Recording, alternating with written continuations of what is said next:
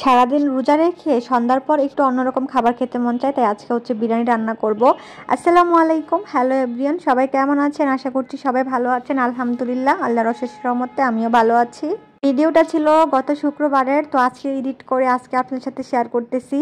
আসলে এত পরিমাণে অলস হয়ে গেছি, ভিডিও এডিট করতে মন চায় না, আর লং ভিডিও তো এডিট করতে একদমই ভালো লাগে না। তো ব্যালকনিতে কিছু কালো জিরা শুকনা দিয়েছিলাম আমি, আবার কাঁচা কালো জিরাটা আমি খেতে খুবই আমার ভালো লাগে, আমি খাই সব সময়ের জন্য। বাজার থেকে এনে ধুয়ে তারপর শুকিয়ে নিই।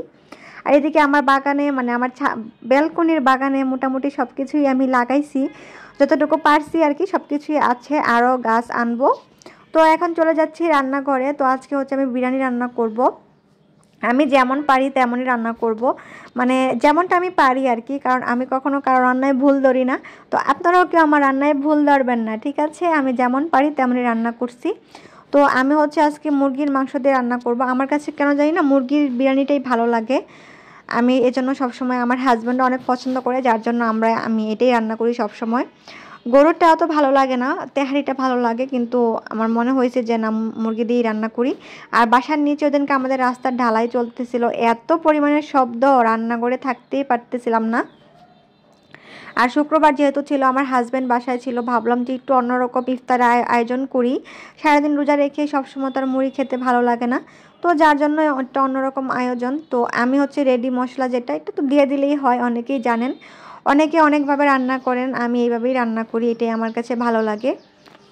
এক একজনের রান্না এক এক রকম হয়, কারণ সবাই তো আর একরকম হতে পারে না, এক একজনের রান্নার স্টাইল এক এক রকম।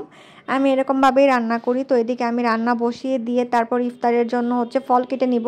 তো এই ফলগুলো কেটে নিচ্ছি, এগুলো এখন ফ্রিজে রাখতে যাব। আসলে ফ্রিজে না রাখলে আবার ভালো লাগে না খেতে। তো এগুলো ফ্রিজে রেখে তারপর হচ্ছে আবার সালাদটাও কেটে নিয়েছি, এটাও ফ্রিজে রেখে দিয়েছিলাম। তারপর এদিকে হচ্ছে আমার মাংসটা কষানো হয়ে গেলে, একদম ভাজা ভাজা যখন হয়ে আসবে, তখন আমি দেখা গেছে পোলার চাউলটা দিয়ে দিই। আমার বিরিয়ানিটা এইভাবে সহজভাবে রান্না হয়ে যায়। অনেকে দেখছি পরে মাংস দেয়, ওইটা আমার কাছে, আমি ওইটা আন্দাজ করতে পারি না, মনে হয় চাউল থেকে যায়। আমি এভাবে রাঁধতেই আমার কাছে মনে হয় সবচেয়ে সুন্দর হয়। আর হলুদ, অনেকে বলবেন হলুদ দিছে কেন? আসলে হলুদ মরিচ না দিলে, কালার না আসলে আমার কাছে ভালো লাগে না, সাদা সাদা বিরিয়ানি ভালো লাগে না। তো কিছু কাঁচামরিচও দিয়ে দিলাম। আর ক্যামেরায় এরকম কালার আসতেছে, বাস্তবে কিন্তু এরকম কালার ছিল না। তো বাস্তবে সুন্দর একটা কালার আসছিল বিরিয়ানির, যেরকম কালার আসার কথা। তো এদিকে আমি পাতিলে শরবত বানাই। অনেকে বলতে পারবেন এটা ফ্রিজে রাখতে সুবিধা হয়, কারণ জগটা তো আর ফ্রিজে রাখা যায় না, যার জন্য আমি পাতিলে করেই শরবত বানাই সবসময়। দেখা গেছে এটা ঢেকে ফ্রিজে রেখে দিতে সুবিধা হয়, যার জন্য আমি এইভাবে সব সময় শরবতটা রাখি। তো এই তো সব শেষে আমি ইফতারের খাবার খাওয়া শুরু করে দিলাম। সবাই ভালো থাকবেন, সুস্থ থাকবেন, আল্লাহ হাফিজ।